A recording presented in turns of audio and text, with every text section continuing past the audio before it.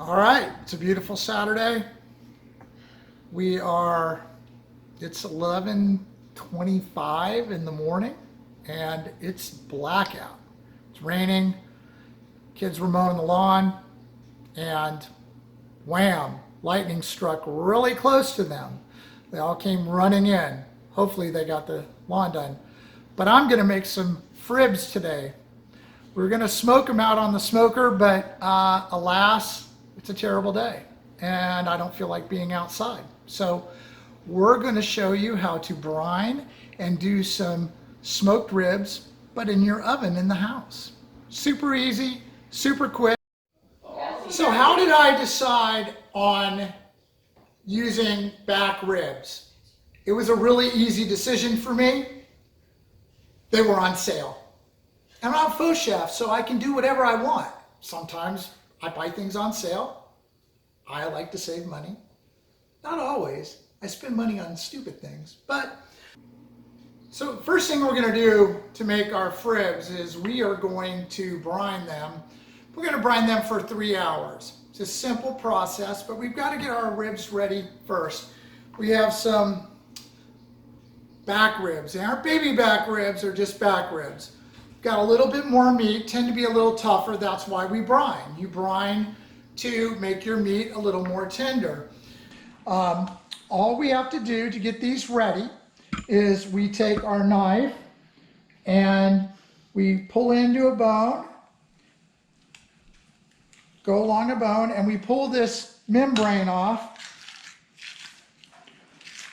You pull this membrane off because it'll taste like paper and it doesn't allow the brine to get in, and it peels right off like this. Now we have a beautiful piece of meat. Look at that. Beautiful fat running through here. That'll just melt. We're going to do our fribs in the oven, so we want to get a brine on them. And we are going to go ahead and we're going to slice these into some even pieces. I usually do a rack, maybe 4 bones in. Let's grab a knife out. Oh, this is a nice one. I love big knives. And all we're going to do is we're going to cut along a bone. There. We're looking for a section about this big. That's about a portion. I'll eat at least 2. So we have 3 racks of ribs, just like this. We are going to cut them into 3 pieces. So we'll have 9. So one of my family is only going to get 1 piece, not 2. But that'll be okay. Now we're going to make our brine. Brine is really just salt water. But I use a couple of tricks that make it more than just salt water. So I've already measured out everything. I've got 2 tablespoons of sugar, 2 tablespoons of a bouillon mix, a Maggi seasoning, and it's just bouillon, but it's not in cubes. So I measured out 2 tablespoons, and 2 tablespoons of one of my favorite barbecue items whenever I cook pork or chicken. When I'm smoking these things, I use Bad Byron's butt rub. Bonus, and this makes a great brine. Okay, ready? What are we doing? Brine. Because I'm using the bouillon, I'm not going to add any more salt. That's going to be enough salt. So all we're going to do is we're going to take and pour. We've got this nice container here. We're going to pour this in. We're going to fill it up with water. Sometimes when I make a brine, I'll add some apple cider vinegar. Sometimes I'll add a beer. But today we're just going to go straight with these 3 items. I will taste it before I put the ribs in, just to make sure there's enough salt content. You put it in there so that it'll moisturize it, and also kind of that salt helps break down a little bit of the connective tissue in there that makes the ribs a little bit tougher at times. So That's it for brining. It's not hard. You can do it up to an hour. You can do it for 24 hours. A lot of people will do it for 24 hours. I forgot. So I'm doing it right now, and we'll put these in the oven after a few hours. Okay, so we've made our brine. This is what it should look like. Looks like brown water, right? That's what I'm thinking. And then all we have to do is set our ribs in here, and we're done. Voila. That's French. That's my best friend.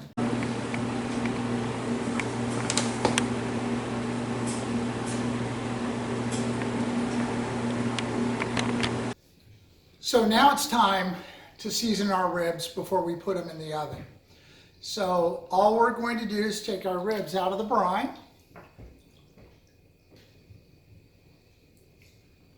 Like so. Oh, we have a nice piece of meat here. We'll eat that. Anyways, so we got this. Super simple. You know, when I do this, make sure you wash off the outside, because I just touched raw meat and it's going on this canister, just to remind you. But we're going to be very liberal in our seasoning on both sides.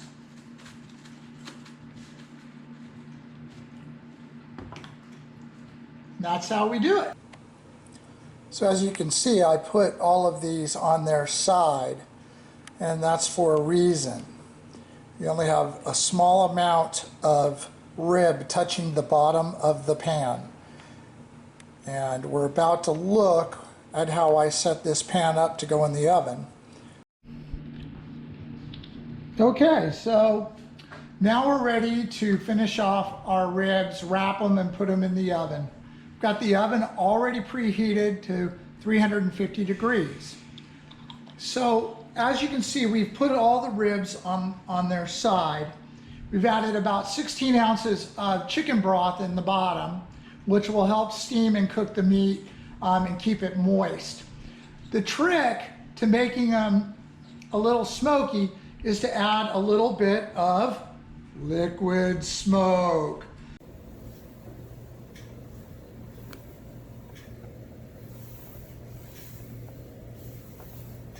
Now, it's important when we use liquid smoke that we know that if you have too much inside of your pan and it gets into the meat, it can be a little twangy.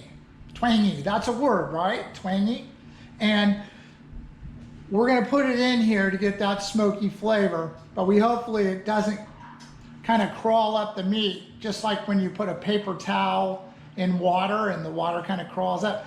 We don't want that because the liquid smoke is a little strong, but we're not going to put too much in, and hopefully it will go and mix in with the chicken broth and therefore not be too off-putting. But we don't want to, like when I put it in, make sure we don't touch the meat itself. So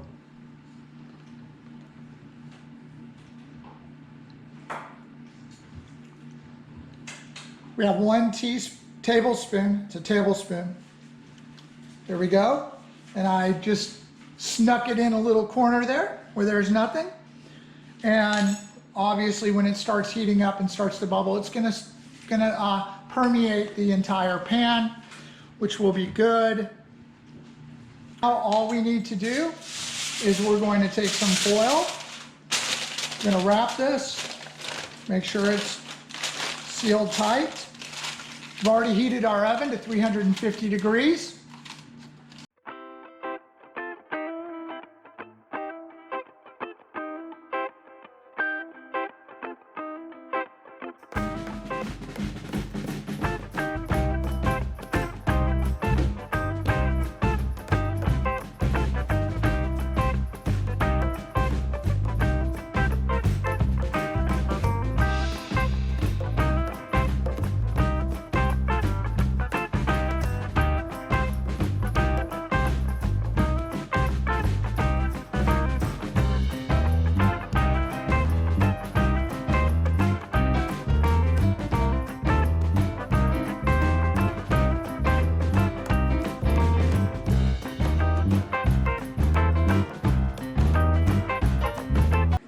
Okay, so we're gonna take a look at our ribs now.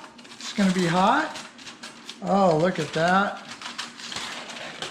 Don't those look delicious?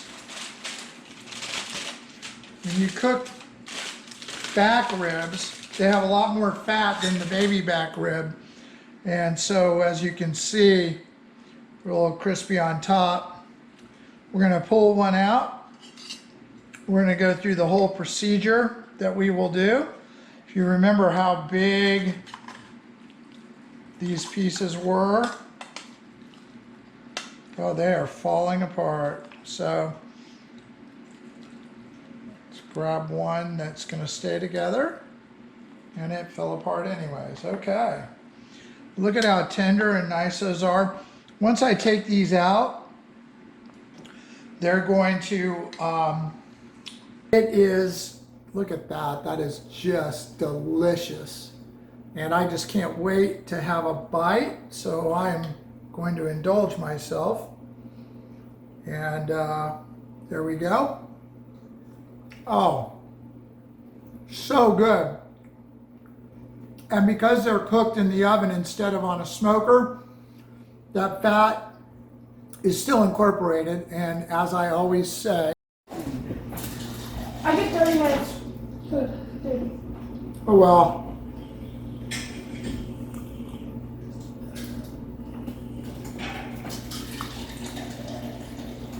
It's all right. All right, look at these.